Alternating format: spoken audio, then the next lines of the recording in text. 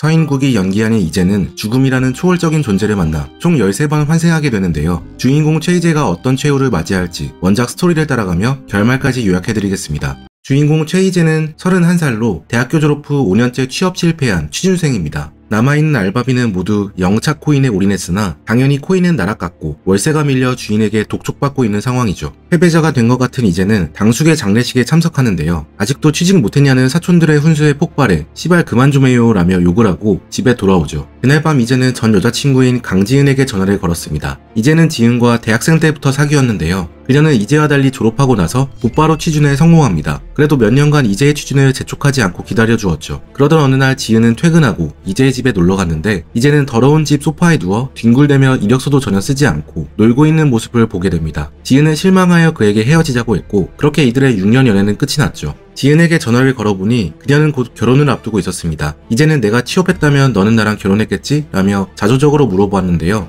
이에 지은은 "너 진짜 찌질하다면서 아직도 변한 거 없이 그렇게 살고 있냐고 했죠. 이에 화가 난 이재는 전화를 끊으며 아직 결과가 나오지 않은 HC그룹에 붙기만 하면 지은 같은 여자는 100명도 사귈 수 있다 자신합니다. 하지만 곧 HC그룹에서 문자를 받는데 채용에 탈락했다는 문자였죠. 그날 아무런 희망이 없어진 이재는 스스로 목숨을 끊기로 결심합니다. 사는 게 더 무섭다는 생각으로 상대적으로 더 쉬워 보이는 죽음을 택하겠다는 유서를 쓰고 이재는 빌딩에서 뛰어내렸고 땅에 부딪혀 죽게 됩니다. 그리고 갑자기 이재는 잠에서 깨는데요. 이상하게 자신은 비행기에 타고 있었죠. 저승은 비행기 타고 가나 고민하고 있는 찰나에 비행기 앞좌석에 달린 TV에 자신의 얼굴이 비쳤는데요. 희한하게도 이제 자신의 얼굴이 아닌 다른 사람의 모습이었죠. 그의 옆자리에는 누군가 앉아 있었는데 그건 바로 죽음이었습니다. 죽음은 인간 주제에 자신을 만만히 여기고 무시했다며 그에게 벌을 줄 거라 했습니다. 그리고 이재에게 앞으로 총 13번의 죽음을 더 겪어야 한다. 죽고 나면 또다시 곧 죽음을 겪을 다른 사람의 몸으로 태어난다라며 이것이 이재의 벌이라 말했습니다. 다만 죽음을 피할 수 있다면 살아도 된다고 덧붙였죠.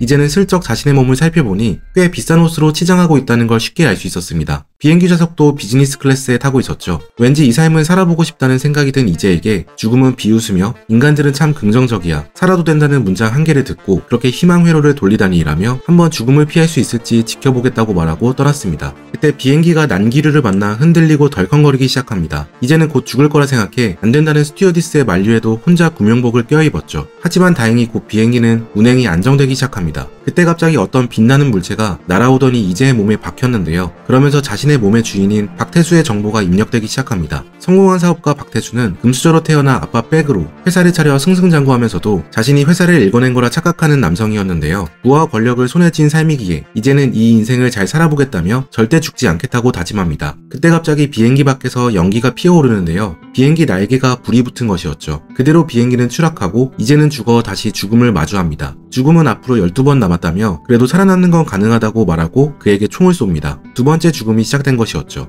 이제야 깨어나 보니 그는 몸이 묶인 채 주변 조직폭력배들에게 배신자라며 맞고 있는 상태였습니다. 그렇게 맞다가 다시 죽게 되죠. 죽음을 다시 마주하게 된 이제는 어떻게 손도 쓸 틈 없이 바로 죽일 수 있냐며 항의합니다. 하지만 죽음은 "그러면 너는 왜 그리 목숨을 쉽게 끊었냐며 반항하지 말라고 하고 바로 그에게 총을 쏩니다. 세 번째 죽음이 시작된 것이었죠. 이번에 이제는 일진들에게 괴롭힘을 당하는 학생 혁진으로 부활합니다. 착하지만 몸이 둔한 혁진을 남학생들은 놀리고 괴롭혔습니다. 친구들이 전부인 세상에서 혁진은 몹시 괴로웠겠지만 이제 혁진의 몸은 이재가 차지한 상황. 그에게 중학교 애들은 우스웠고 공부는 너무 쉬웠습니다. 이제는 이 정도의 어려움은 쉽게 극복할 수 있다며 이번 생은 꼭 성공하겠다고 다짐하죠. 그리고 자신을 괴롭히던 일진 한준성에게 다가가 의자로 그의 머리를 내리쳤습니다. 더 이상 자신을 건들지 말라고 경고한 것이었죠. 그때 그의 뒤에 백현수가 등장하는데요. 백현수는 힘으로 그를 찍어 눌렀습니다. 아무래도 키와 덩치가 큰 현수를 혁진의 몸으로는 이길 수 없었고 그렇게 이제는 다시 아이들에게 맞기 시작합니다. 피지컬의 차이를 실감한 이제 그의 집에 돌아와 혁진의 일기장을 발견하는데요. 괴로워하는 흔적이 가득한 일기장을 보고 혹시 이번 생의 사인은 자살이 아닐까 추측합니다. 다음날 학교에서 이제는 백현수가 한준성에게 괴롭힘을 당하는 모습을 목격하게 됩니다. 훨씬 힘이 센 백현수가 한준성에게 아무 말 못하는 걸 보고 의아하게 여긴 이제는 우선 적의 적은 내 친구다 라는 생각으로 백현수에게 다가가는데 현수는 그에게 한준성에게는 이성엽 선배라는 백이 있다고 말해주죠. 그는 3학년 일진 중 제일 센 사람으로 한준성과 어렸을 때부터 알고 지내 그의 든든한 백이 돼준 것이었죠. 이제는 백현수에게 자신이 알아서 한준성을 무너뜨릴 테니 너는 가만히만 있어달라 부탁합니다. 그리고 점심시간에 준성이 자신을 괴롭히자 그는 준성의 국을 쏟고는 도망가 버렸습니다. 온몸에 국을 뒤집어 쓴 준성은 백현수에게 저놈 잡아오라고 했지만 현수는 점심시간 얼마 안 남았다며 계속 밥을 먹었습니다. 분노한 준성은 이성엽 선배를 찾아가 복수해달라 부탁하는데요. 이성엽 선배는 흔쾌히 준성을 따라 2학년 교실로 내려왔죠. 누가 준성이를 괴롭혔냐며 위압감 있게 묻는 이성엽.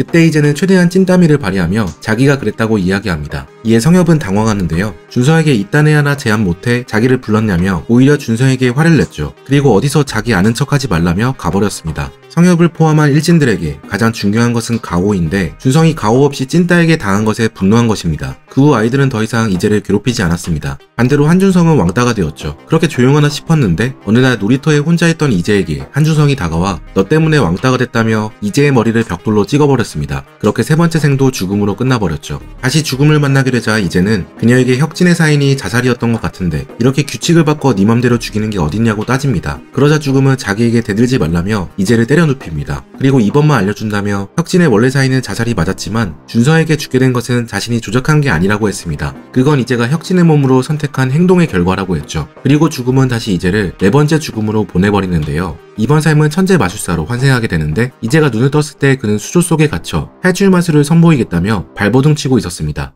이제가 탈출하려면 마술 기억이 필요한데 기억을 동기화시키는 흰 먼지는 수조에 막혀 들어올 수 없었습니다. 결국 이제는 물속에 빠져 죽고 말죠. 다시 죽음을 만나게 된 이제는 이번 마술사의 사인이 뭐였냐고 물어보는데요. 현재 마술사가 무대에서 마술쇼를 하다가 죽지는 않았을 것 같다는 생각에서였죠. 하지만 죽음은 그건 모르는 거라며 마술 장치가 고장나 탈출에 실패했을 수도 있고 물속에 있는 동안 누전으로 감전되었을 수도 있다며 죽음이란 그렇게 아무도 모를 때 닥쳐오는 것이라 설명합니다. 이제는 이렇게 살아남기 어렵다면 남은 9번의 삶도 그냥 빨리 죽어버려야겠다는 생각을 하는데요. 그때 죽음은 이제의 생각을 잃고 여전히 그런 식으로밖에 생각 못하냐며 화를 냅니다. 그리고 혹시 그가 앞으로 스스로 목숨을 끊어 죽게 되면 그때부터는 죽고 싶어도 못 죽는 상황을 만들어줄 거라고 말한 뒤 5번째 죽음으로 보내버리죠. 5번째 환생은 유기락. 유기락은 어렸을 때부터 사회의 규칙을 따르지 않고 그걸 자랑으로 여기는 사람이었는데요. 똥이 더러워서 피한다는 말을 듣고 그 사람의 머리를 술병으로 내리쳤고 길 가는 여자를 성폭행해 교도소에 수감되었다가 막 출소해 전자발찌를 차고 있었죠. 죽음에게 자살하면 안 된다는 경고를 듣자마자 환생하게 된 것이었습니다. 이제는 일단 배가 고파 편의점에 가는데요. 편의점 사장이 그가 성범죄자인 걸 알아보고 욕을 하기 시작합니다. 이제는 유기락이 아니었지만 그래도 자신의 몸에 쏟아지는 혐오를 감당하기 어려웠고 편의점에서 재빨리 빠져나왔죠. 그때 누군가가 뒤에서 아저씨 유기락 맞죠? 라며 말을 걸었는데요. 그는 인터넷에 추천수 10,000개 나오면 유기락 심판한다는 글을 올리고 유기락을 찾아온 학생이었습니다. 이제는 도망가려고 했지만 붙잡혀 인적이 드문 곳으로 끌려가게 됩니다. 그리고 학생이 인터넷에 올릴 심판 인증샷을 위해 사정없이 맞게 되었죠. 그때 누군가 나타나 학생을 저지하고 그를 구해주는데요. 이제가 자신을 구해준 행인에게 자신을 왜 도와준 건지 묻자 그 행인은 당신이 유기락인 걸 알지만 그래도 맡고 있는 사람을 그냥 지나칠 수 없었다고 답합니다. 이제는 그가 정말 대단한 사람이라고 생각하고 집으로 돌아갔죠. 집에서 이제는 유기락은 살아있을 가치도 없는 사람이라 결론 내립니다. 그리고 죽음에게 고통을 받더라도 스스로 목숨을 끊는 게 맞다며 자살하려고 하는데요. 밧줄에 매달리려는 순간 행인이 어떻게 알았는지 자신의 문을 박차고 들어와 구해주었습니다. 아저씨 혼자 죽으면 안 돼요. 저한테 죽어야죠. 알고 보니 자신을 구해준 행인은 진성 사이코패스로 자신을 죽이기 위해 계속 기회를 엿보고 있었는데 다른 사람이 유기락을 먼저 죽일까봐 그를 구해준 것 뿐이었습니다. 그의 인생의 목적은 사람들의 반응을 이끌어내는 것으로 이전에도 여러 살인을 저질렀는데요. 이번 타겟은 유기락이었고 그를 죽여 기사화되며 사람들의 관심이 쏟아질 거라 생각해 흥분하고 있었죠. 그는 유기락에게 다양한 고문을 했고 그렇게 이제는 죽어 다시 죽음을 마주합니다. 이제는 죽음에게 제발 그만하라며 자기가 도대체 뭘 그리 잘못했냐고 자살이 뭐 그리 대단한 죄냐고 따졌습니다. 그러자 죽음은 웃으며 자신은 죄를 심판하는 존재는 아니며 이제가 죽음을 무시했기 때문에 벌 주는 것 뿐이라 말했습니다. 그녀의 대답에 어이가 없어진 이제는 자살하는 사람이 많을 텐데 왜 자기에게만 벌을 주냐고 묻자 죽음은 자기도 자살하는 사람 모두에게 관심을 갖지 않지만 하필이면 이제의 유서가 눈에 띄었다고 답했습니다. 운이 무척 좋지 않았던 것이죠.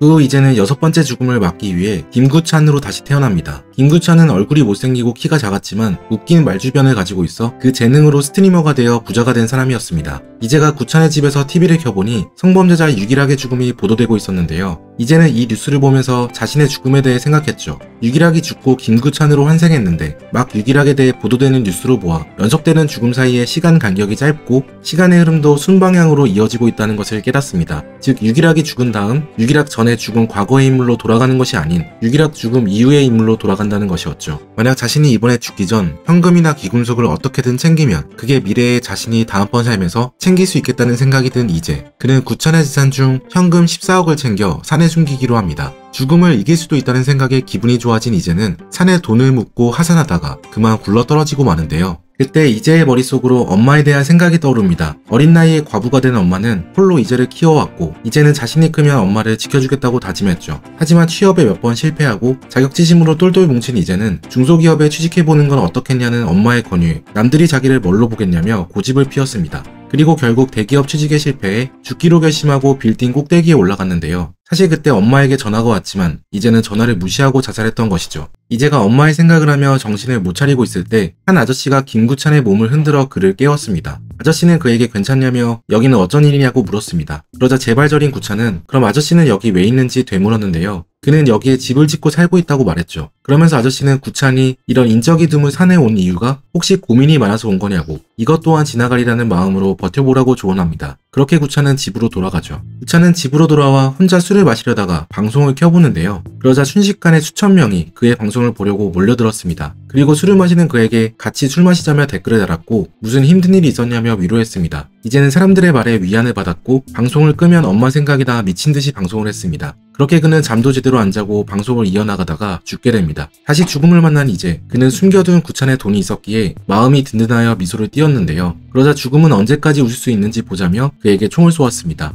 7번째 죽음을 위해 다시 태어났을 때 이제는 감옥에서 깨어납니다. 아예 밖으로 나갈 수 없는 상황에서 깨어나게 된 것이죠. 이제가 교도소를 둘러보니 대부분 모르는 얼굴이었지만 한 명 익숙한 사람이 있었습니다. 바로 혁진의 몸으로 만났던 한준성이었죠. 이제는 자신을 죽인 준성을 보자마자 달려들어 그를 패기 시작했는데요. 그러자 주변 아이들이 말리며 준성이가 너 죽이면 어떡하냐고 그를 걱정했습니다. 분명 준성이는 자기에게 맞고 있는데 왜 자신을 걱정하지 의아해하던 찰나에 하얀 먼지가 날아들어 정보 입력이 시작되었죠. 이번에 그가 깨어난 몸은 조태상이었는데요. 게으르고 욕심도 많던 태상은 체격이 좋게 태어나 딱 하나 좋아하던 게 바로 싸우는 것이었습니다. 어렸을 때부터 싸우다 보니 그는 중1 때부터 일진에 속해 있었는데요. 어느 날 교복을 입고 담배를 피다 지나가는 아저씨가 자기에게 훈계하는 말을 듣게 됩니다. 그 말에 화가 났던 조태상은 아저씨를 패고 소년교도소에 오게 되었죠. 그 후 시간이 흘러 한준성이 같은 방에 들어오게 되었습니다. 준성은 소년교도소에서 강해 보이려고 사실 자신이 사이코패스이며 밖에서 살인 충동을 느껴 사람을 죽이고 교도소에 들어왔다고 거짓말했고 다른 아이들을 그런 준성을 두려워했던 것이죠. 한준성의 진실을 아는 이제는 아이들이 다 듣는 데서 찐따 괴롭히다가 역으로 당했고 그거에 분노해서 찐따 죽이고 온 거다. 사이코패스랑은 거리가 먼 거 다 안다며 그의 과거를 까발렸습니다. 한준성은 자신과 혁진 사이의 일을 그가 어떻게 하는 건지 의아해했습니다.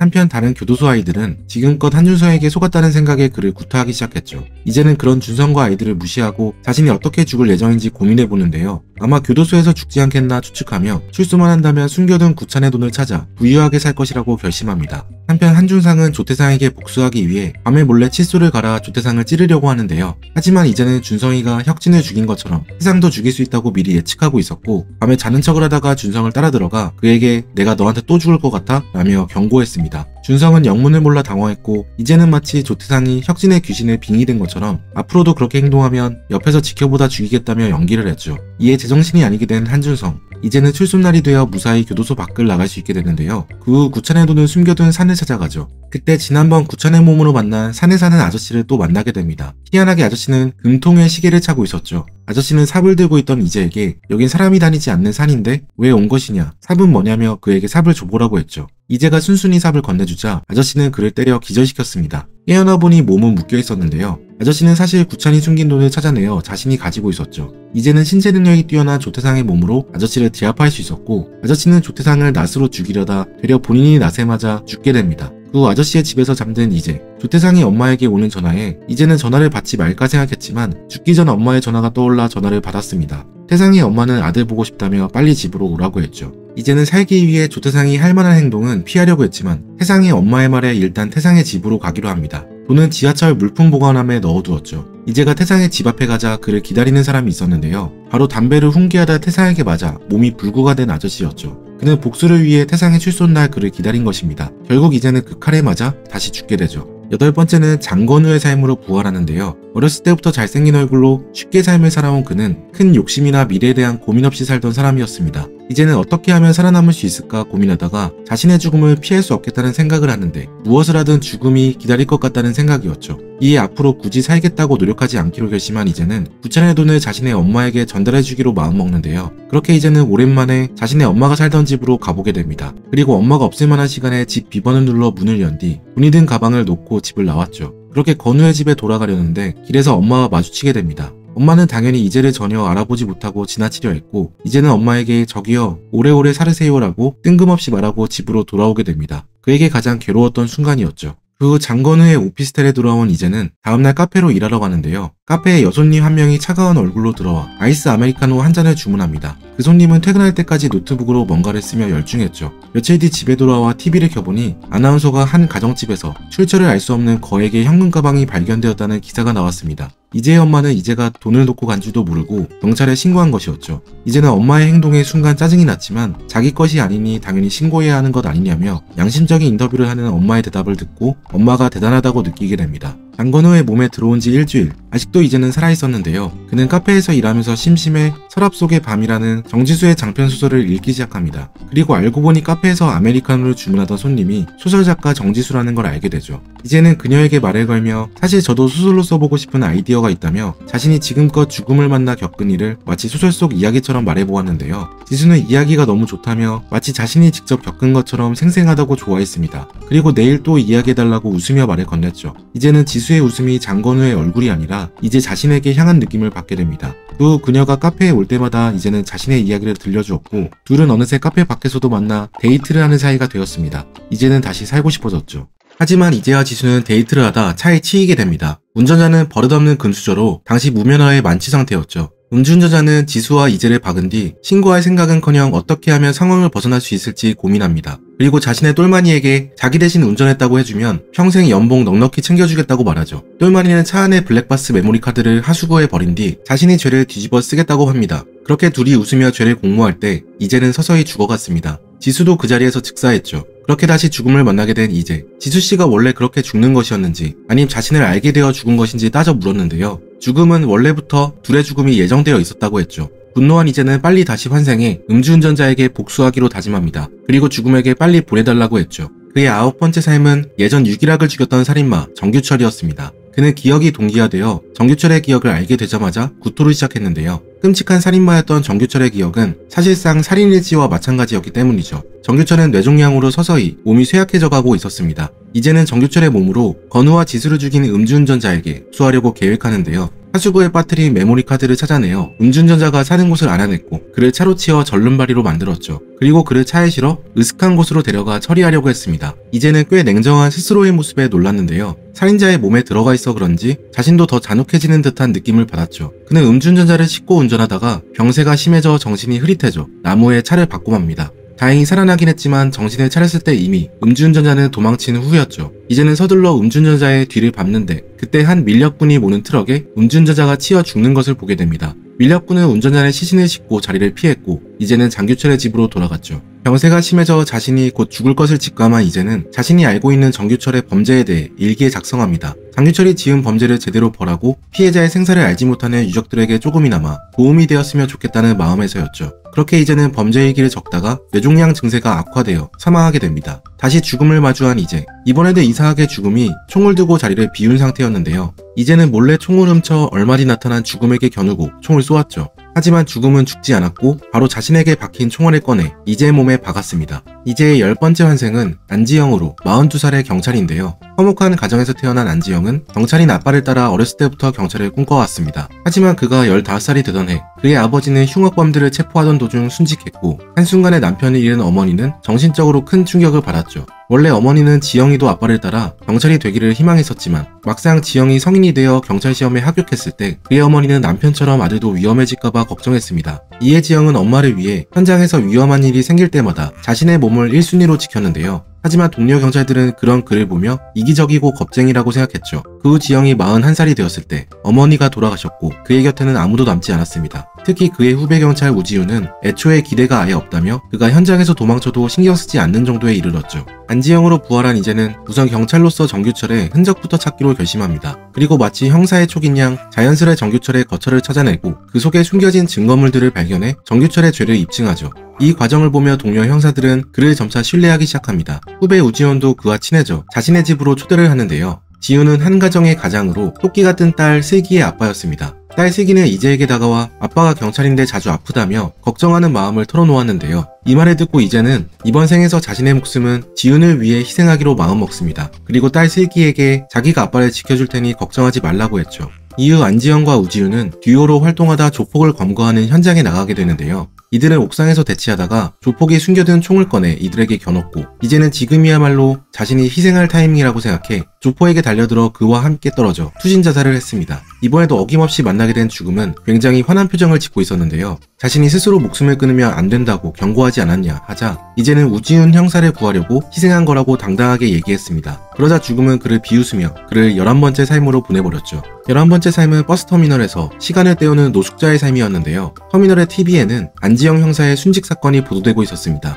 지나가는 사람들은 뉴스를 들으며 저런 사람이 오래 살아야 한다며 안타까워했고 그를 칭송하는 이야기를 했습니다. 이런 말을 듣자 뿌듯해진 이재는 지영의 장례식장에 가보기로 하는데요. 장례식장에는 우지훈 형사가 가족들과 함께 묵념을 하고 있었습니다. 지훈의 딸 슬기는 삼촌이 아빠를 구해줘서 고맙다며 아끼는 요술봉을 가져와 국화꽃 대신 놓았죠. 이제는 슬기의 말을 들으며 벅차오르는 뿌듯함을 느낍니다. 그리고 노숙자의 몸이지만 지훈 가족에게 눈인사를 해보이는데요. 하지만 지훈의 가족은 이재를 전혀 알아보지 못했고 오히려 그를 경계했습니다. 이에 이재는 자신이 지영의 몸으로 어떤 인생을 살았든 그건 진짜 자기와는 상관없는 일이라고 깨닫습니다. 그리고 진짜 자신이 아니라면 살 필요가 없다며 차도 속에 뛰어들어 자살을 선택하죠. 죽음은 이재를 만나자마자 그의 뺨을 내리쳤습니다. 그러자 이재는 앞으로도 계속 목숨을 끊을 거라며 어차피 총알은 2번밖에 남지 않았다고 반항하죠. 다시 태어난 이재는 이번에는 음주운전자를 친 밀렵꾼으로 태어났는데요. 이번에도 술을 먹고 바로 목숨을 끊었습니다. 이제 총알이 한 발만 남은 상황. 또 빨리 죽어버리겠다는 이재의 말에 죽음은 과연 그럴 수 있겠냐며 총으로 쏴 마지막 죽음으로 그를 보내버리는데요. 이재가 눈을 뜨니 이번에는 자신의 집이 보였습니다. 설마 하고 거울을 보자 거울 속에는 이재의 엄마가 자기를 쳐다보고 있었죠. 이제 엄마의 정보가 동기화되고 이제는 자기가 엄마에게 얼마나 철없이 굴었는지 자신의 죽음 이후 엄마는 얼마나 힘들었는지 모두 알게 됩니다. 이제는 죽으면 끝난다 생각해 식칼로 팔을 그려 했지만 막상 자기 엄마의 팔을 벨 수 없었고 결국 그는 죽지 못한 채 엄마의 몸에 갇혀 30년을 살아가게 됩니다. 그렇게 이재의 몸으로 살았던 시간과 이제 엄마의 몸으로 살았던 시간이 비슷해졌을 때 이제는 노안으로 죽게 됩니다. 그 후 다시 죽음을 만나게 되죠. 이제는 죽음을 만나자마자 무릎을 꿇으며 한 번만 더 자기를 총으로 쏴달라고 부탁합니다. 13번의 환생을 통해 많은 것을 깨달은 이제는 제발 자기 자신으로 돌아가게 해달라고 울면서 부탁했죠. 죽음은 한 번의 기회를 주겠다며 대신 이번에는 러시안 룰렛이라고 했습니다. 6개의 총실에 1개의 총알만 넣고 탄창을 돌린 뒤 총을 쏘라고 했습니다. 6분의 1 확률로 다시 살 수 있게 된 거죠. 이제는 자신의 머리에 총구를 겨누고 방아쇠를 당기자 암전이 되었습니다. 그리고 다시 밝아지더니 누군가 이재가 떨어졌던 옥상 위에서 이제의 핸드폰을 들어올리며 웹툰은 끝이 납니다. 부활한 이재가 이번 생에는 옥상 위에서 떨어지지 않고 엄마의 전화를 받는다는 암시로 끝이 나는 것이죠. 이제 곧 죽습니다의 웹툰 초반에 인간에게 가장 고통스러운 죽음은 그가 미리 하는 죽음이다 라고 소개되어 있는데요. 스스로 목숨을 끊은 이재가 다른 사람들의 삶과 죽음을 경험하면서 성장하는 스토리를 담고 있습니다. 티빙 오리지널 드라마로도 나왔으니 원작과 함께 즐겨보시는 걸 추천드릴게요.